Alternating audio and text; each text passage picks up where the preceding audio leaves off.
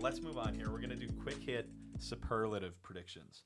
So we are going to all predict a scoring champion, a team MVP, defensive player of the year, offensive player of the year, two-way player of the year, rookie of the year, and most improved player. So as you can imagine, there's a lot to get into. We're going to go through the categories one by one and just give our sort of quick hit thoughts on who we chose, why we chose them to be that superlative.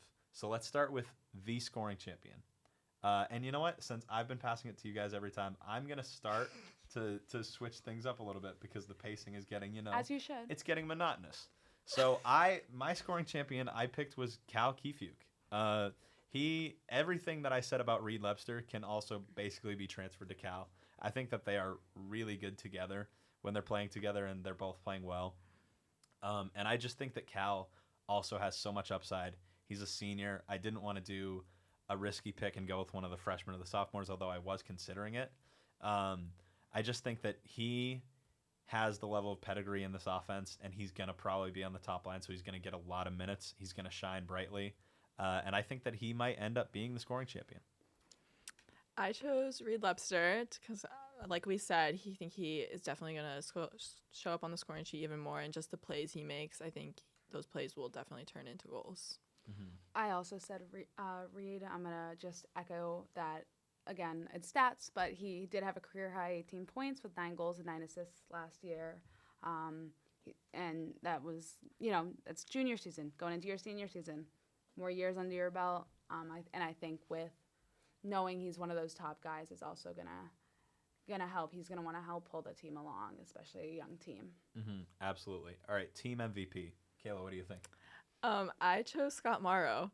I chose because I think last year, the first half of the season, he had an insane season and he kind of cooled off. And I think this year he's a little more hungry to prove himself, and he's definitely going to show up on the scoring sheet even more.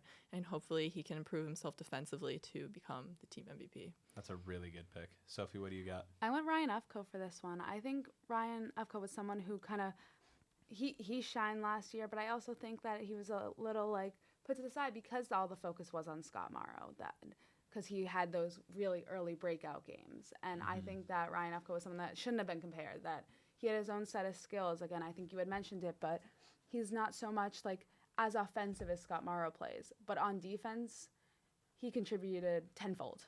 Mm-hmm. So I think that he's someone that is going to be really key for UMass this year, and is someone that last year he was someone to watch. This year I think he's someone we know to watch.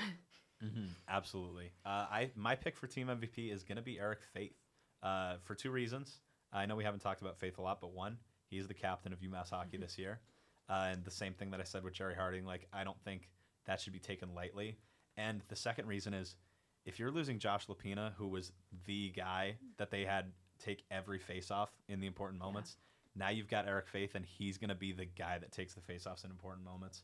I'm picking him as the team MVP, not because I think he's going to jump out on the score sheet as much. I think he'll have a pretty modest year there. I think his face-offs are going to jump out, and I think that his leadership is going to jump out. And I think that those are the 2 things that are going to guide UMass Hockey, and that's why I picked him as my team MVP. That is an insanely good pick. Let's go with Defensive Player of the Year. We'll start with you, Sophie. Defensive Player of the Year, I switched it up, so I went with Scott Morrow on this one. I think last year he had those early games, and he showed his offensive side. I think this year he's going to want to prove, people were saying, oh, well, why are you playing, maybe just move up to offense at that point, because he maybe didn't show off his defensive skills as much. So I think this year he's really going to want to show, well, this is why I'm at this position. This is why I play where I do. I love that pick. I think he cheated a little bit in the offensive zone last year, and I think he got caught with it. And I think that this year he's, like you said, I think he's going to be out to prove that is not true and that he is a really good defender. That's a great pick. Kayla, what do you think? I chose Ryan Ufko. Last year, he was already a little defensive, but I think this year, he won't have Matt Kessel, who was that bigger body. I think with Scott, maybe possibly compared to Scott Morrow. Scott Morrow isn't as defensive, so I think Ryan Ufko is going to step up and be that guy. Mm-hmm, absolutely. And I'm going to go with Aaron Bollinger because I think he is their most experienced, pure defender in their defensive system. Their defensive system is really what makes them stand out. So they've got freshmen and transfers that I think are going to be really good.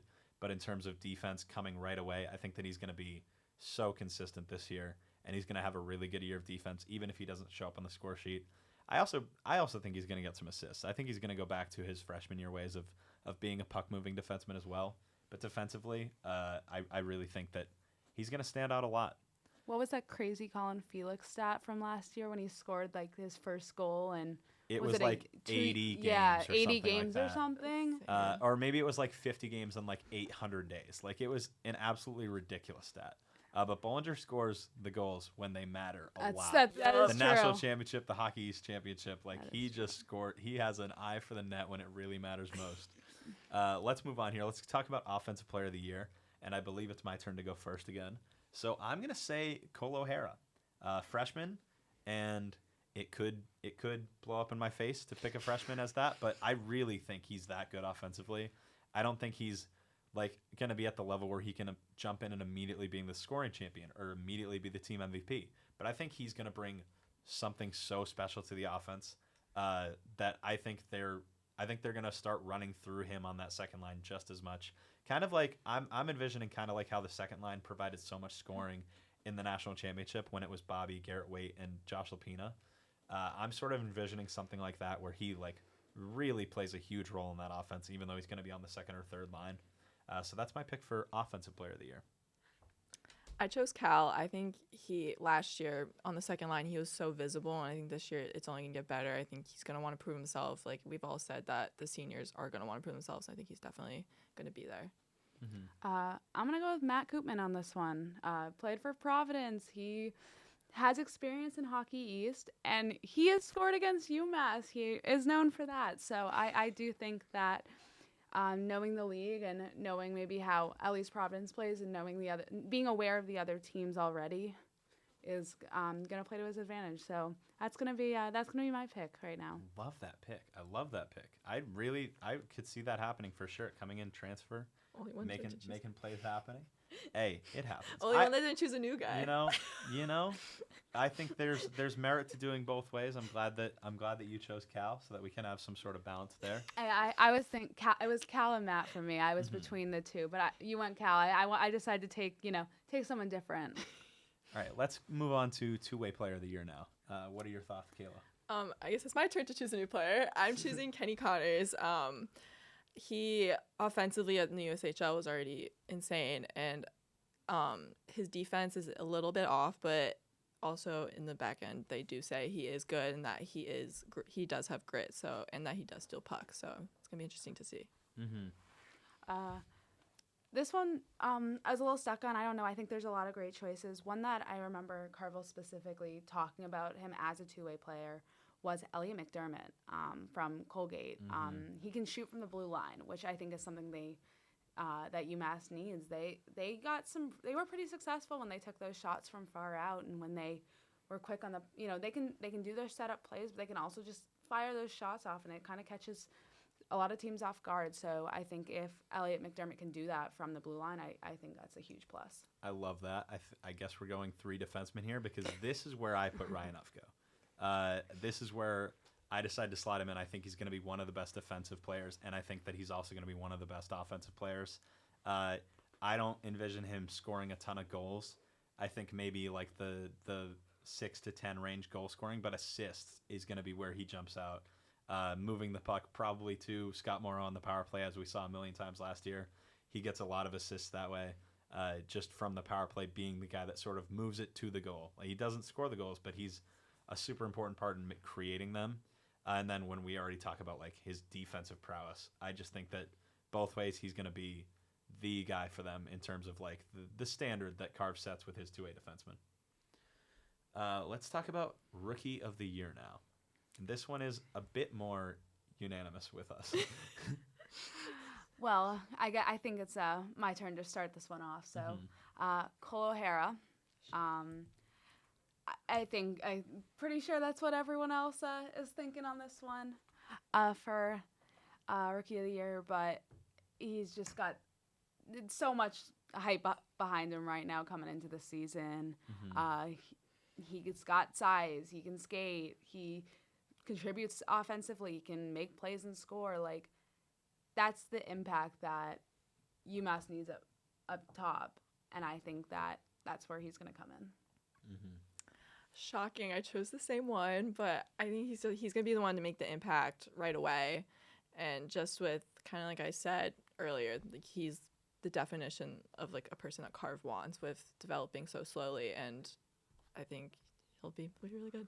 Yeah, I'm also going with Cole O'Hara. I was going to switch at the last minute and go Noah Ellis. But I think that Cole O'Hara is the one that they need to be the Rookie of the Year the most because their forward group is such a mystery and their defensive group is like going to be sound. So I definitely think he's going to end up being like the most important rookie in this lineup. And then last one here, most improved player. I will jump it off again. I'm going to say Taylor McCarr. For all the reasons that we've already talked about Taylor, I think he's like really going to make a jump from year 1 to year 2. I guess skating is going to look really good. I think that he has that goal scoring ability. And he also has versatility because he can play the wing or center. So whatever UMass needs him to do, I could see him being the like second line center or a third line wing, depending on what they need most, depending on how they feel about Lucas Mercury being that second center. Like I just think that he can play anywhere, and at his best, he has a lot of potential. So if he capitalizes on that, I think he's going to be the most improved for year 1 to year 2. Chose the same one. I chose Taylor McCarr too.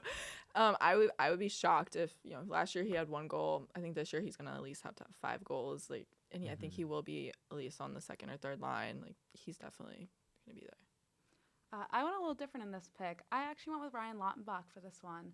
I think he showed a lot of promise last year. He earned trust pretty quickly, and the one thing he was widely renowned for was speed. He's fast on offense, but I think what he needed was more composure, more confidence with the puck up front. It's not just getting forward, it's what to do with it after you get it. And I really think that during this offseason, having this time to kind of evolve and I think the jump from year 1 to year 2 is going to be certainly significant. Yeah, Ryan Lautenbach was going to be my second pick if I had it. He, like you said, the speed is unmatched. If he adds to his offensive game, it's just going to be beautiful to watch, honestly. And I can really envision Ryan Ufko being in the defensive zone and just launching a pass down the ice to Ryan Lautenbach and just getting behind the defense and using that speed. That happened a couple times last year, especially when Bobby was playing with Lucas Mercury and Ryan Lautenbach. You saw a lot of Bobby just throwing the puck down the ice and finding the stick of Lautenbach, but he just didn't always convert those. I think if he gets behind the defense, he's going to have a much more lethal sort of breakaway attempt than he did last year. And I don't know if it's necessarily going to show up as like how many goals Lautenbach gets this year, but I think we could see his assists keep tallying and tallying and tallying up, because if he can get behind that line, find someone stationed right in front, like you need someone like Josh who was stationed right in front of that net and who would just tuck it in.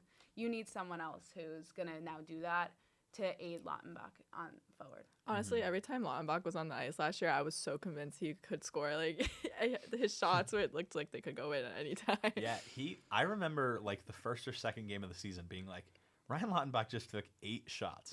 Like, I think one of the games against AIC, he took 8 shots on goal, and I was like, wow, like that's crazy. that he was able to get that many attempts. So like you said, and like we all said, like if he can capitalize on those, that's going to be so huge.